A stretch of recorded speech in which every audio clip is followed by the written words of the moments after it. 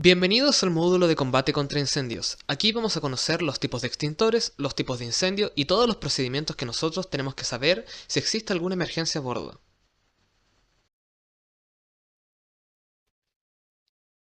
¿Qué es el combate contra incendios? Se llama protección contra incendio al conjunto de medidas que se disponen en las instalaciones para protegernos contra la acción del fuego y minimizar las pérdidas económicas producidas por este.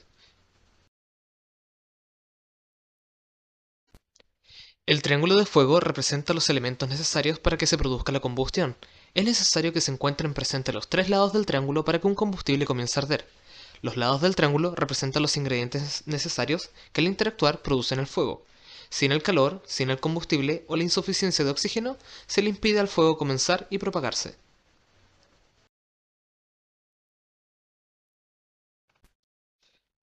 Se requiere aproximadamente un 16% de oxígeno ambiental para iniciar la combustión. Nosotros acá en el ambiente tenemos aproximadamente un 21%, y algunos materiales combustibles contienen suficiente oxígeno en sí mismo para ayudar a la combustión. ¿Qué es lo que no debemos hacer en caso de un incendio? No debemos abrir las puertas ni las ventanas, porque si las abrimos le vamos a proporcionar un mayor nivel de oxígeno y vamos a aumentar el fuego. Por ejemplo, al observar los incendios forestales, con el viento, las llamas crecen producto de que tienen acceso a un mayor nivel de oxígeno.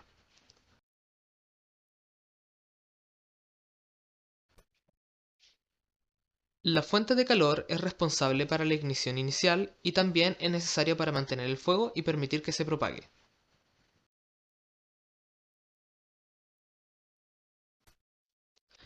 Llamamos combustible a cualquier sustancia que tiene la capacidad de arder en presencia de un comburente.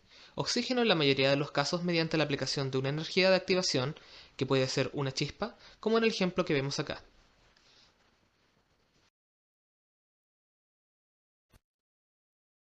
Algunas fuentes de ignición. ¿Qué significa la ignición? ¿Cómo inicia el fuego? Como una fuente de ignición se denomina aquella fuente de energía que en el caso de entrar en contacto con una sustancia combustible y de estar en presencia de una concentración de oxígeno suficiente, puede producir un incendio.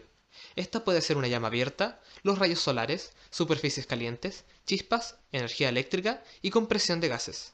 En el caso de la compresión de gases, algunos de nuestros vehículos trabajan con compresión, presionar el gas como una fuente de combustible o de energía.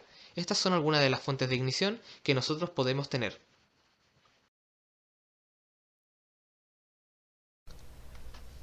Ahora vamos a ver un tema que es muy importante que ustedes comprendan. ¿Qué significa el puente de ignición? Aquí en la imagen podemos ver un camión que va a entregar combustible a un buque, pero no es tan simple como que el buque llegue al costado del camión e inicie la faena. Existen una serie de protocolos debido al peligro que existe. Acá vemos una mercancía peligrosa. Entonces, dentro de los incendios que estamos viendo, existen distintos tipos de combustible. La madera es un combustible, la tela, la goma y el papel también, pero estos necesitan un alto puente de ignición. Entonces, ¿a qué se refiere que tiene un bajo puente de ignición? El que el producto tenga un bajo nivel de ignición significa que entra en combustión con mucha facilidad. ¿Por qué? Porque tiene mucho combustible y con una pequeña chispa se puede iniciar la ignición.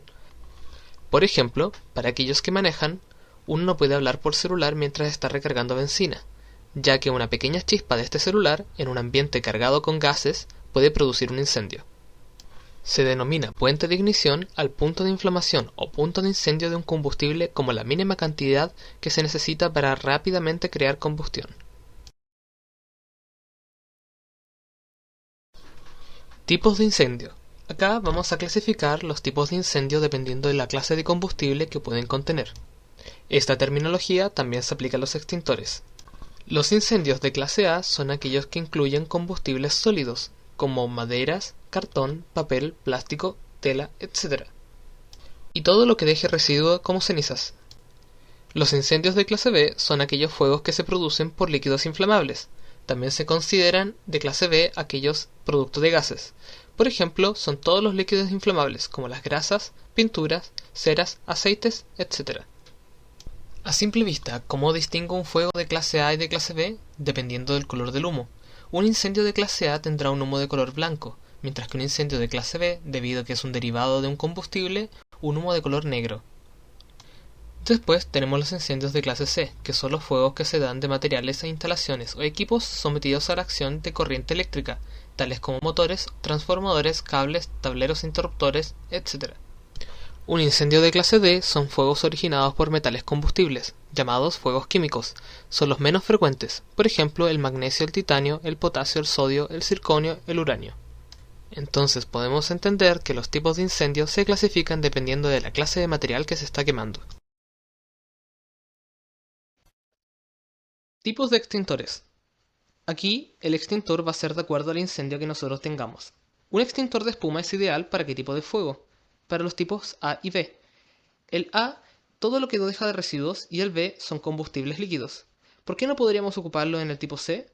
Porque nos puede dar un cortocircuito o la corriente.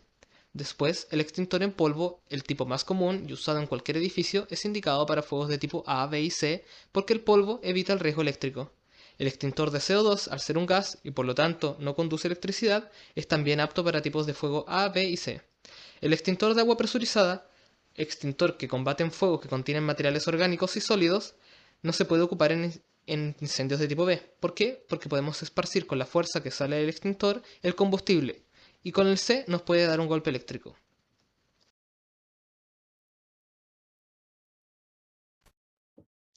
Sobre la revisión de extintores. La revisión de un extintor se realiza visualmente cada 15 días, la cual se ocupa en la tarjeta que está a su costado. Esta se revisa las partes principales del extintor. Aquí tenemos el manómetro, la manguera, la válvula, el nitrógeno, el tubo de sifón, el cilindro, el agente extintor y la boquilla. ¿Cuáles nosotros tenemos acceso? A la parte externa. El manómetro, a la manguera que se encuentre en buenas condiciones, la boquilla que esté con el seguro, que la válvula se encuentre buena y que el manómetro se encuentre indicando permanentemente verde para que nosotros sepamos que está cargado. Esta inspección visual se realiza cada 15 días. Luego vienen las recargas de cada un año y para el extintor de CO2 cada 5 años. Como esta es una revisión importante, se debe realizar en un servicio técnico.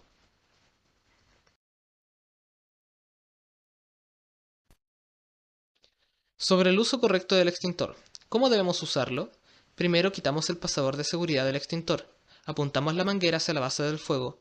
Luego, aplicamos directamente el extintor apretando la palanca, moviendo la manguera de un lado a otro en forma de zigzag. Nos alejamos, observamos y repetimos el procedimiento si la llama reaviva. Nos retiramos inmediatamente del lugar si es que no podemos extinguir el fuego.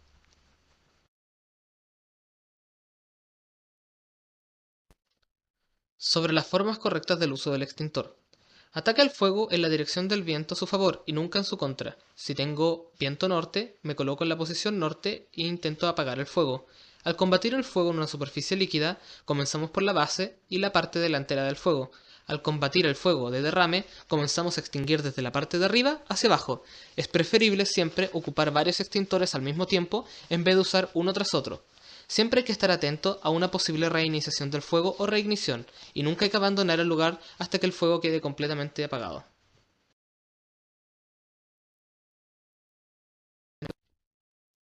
Equipos de respiración autónoma. ¿Para qué sirven? Estos son implementos de seguridad personal utilizados para la protección para ingresar a lugares con humo o falta de oxígeno. ¿Quiénes lo ocupan normalmente? Los bomberos. Los buques también los tienen.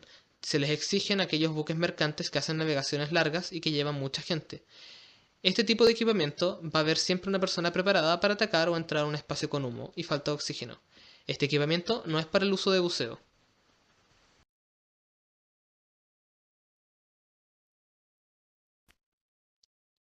Los procedimientos al detectar el fuego en su inicio. ¿Qué debemos hacer nosotros? Evacuar a las personas y después se inicia la extinción, con los elementos que tengamos. Entonces, al detectar un fuego, nosotros, en un buque, o estamos en la casa, ¿qué es lo primero que hacemos? Damos la alarma, evacuamos a las personas y procedemos a apagar el fuego.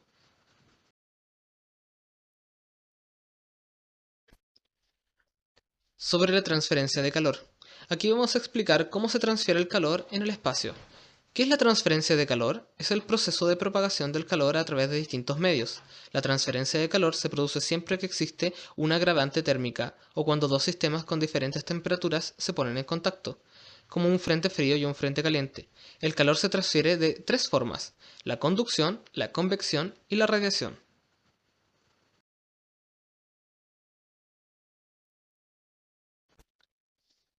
¿Qué es la convección?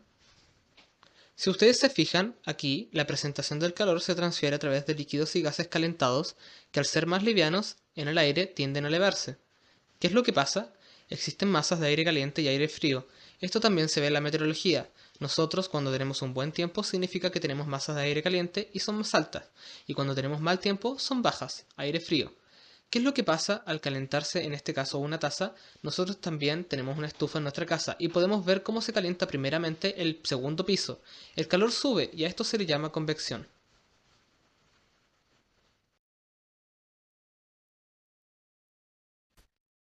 Después viene la conducción. Todos alguna vez nos hemos quemado. Cuando nosotros nos quemamos es porque tomamos algo caliente y en este caso acá estamos tomando una taza caliente para calentar nuestras manos. Cuando tocamos un fierro caliente o nos quemamos con la estufa es en forma directa. El calor que se transfiere a través del contacto directo entre dos cuerpos es la conducción de calor.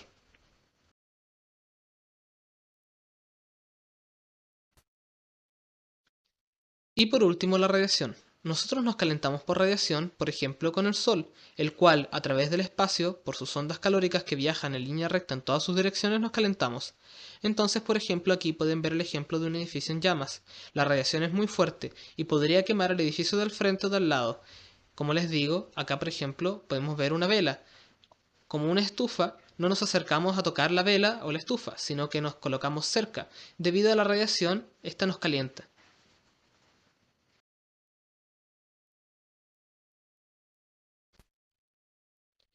¿Cómo se ataca un incendio eléctrico? ¿Qué debemos hacer?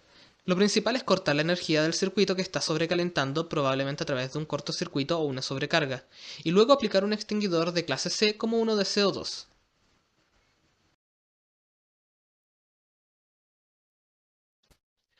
Ahora vamos a hablar de cómo se combate un incendio. El triángulo de fuego nos dice que para que exista un fuego deben haber tres elementos. Estos son el combustible, el oxígeno y el calor. Entonces, la forma de combatir un incendio es separando uno de los tres elementos del triángulo. Por ejemplo, separando el combustible o el oxígeno o bajando la temperatura.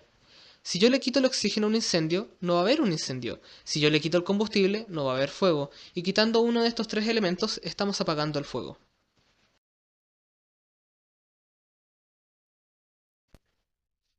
Sobre la faena de combustible. ¿A qué se refiere faena de combustible? Cuando estamos cargando, en el caso derecho, por ejemplo, un camión Copec cargando combustible, y por lo tanto se debe pedir autorización a la autoridad marítima. ¿Cómo yo le informo al resto de los buques sobre esto? Con una bandera que vamos a conocer, la bandera Bravo, que indica que estoy cargando o descargando, por ejemplo en el caso izquierdo, de los dos camiones, transportando mercancía peligrosa. ¿Cuándo nosotros vemos esto? Cuando, por ejemplo, en los cruces, las barcazas y los buques tienen que llevar camiones con combustible. A estos no se les permite el transporte de mercancías peligrosas y a su vez llevar pasajeros.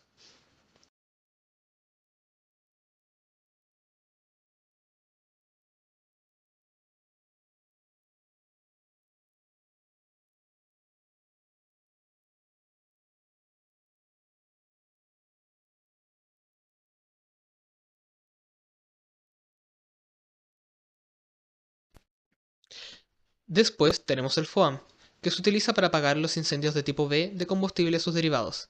Pero esto no implica que nosotros no podamos apagar un incendio de tipo A. ¿A qué se refiere esto? ¿Por qué se habla del B? Porque es un producto caro. Los buques, normalmente los petroleros, cuentan con esta clase de espuma, pero es un producto caro. ¿Puedo ocupar el FOAM en un incendio de tipo A? Sí, pero es preferentemente de tipo B.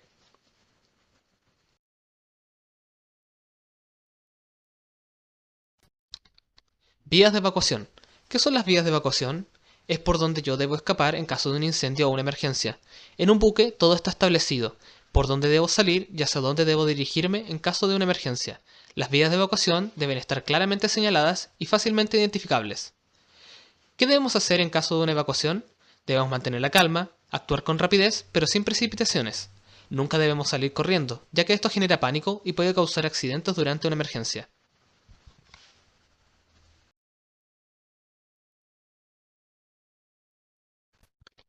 Continuando con las señalizaciones que debemos tener a bordo, es muy importante que la señalización de equipos contra la lucha de incendios conforme a los pictogramas de la Organización Marítima Internacional, como lo exige la autoridad a nivel mundial, y deben colocarse cerca de los respectivos equipos en el interior de un barco según el Convenio Internacional SOLAS.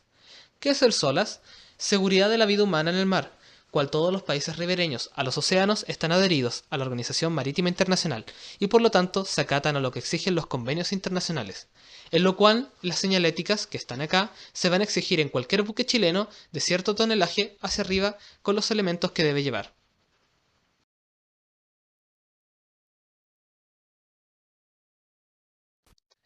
Y con esto damos terminada la presentación de la unidad temática sobre el combate contra incendios.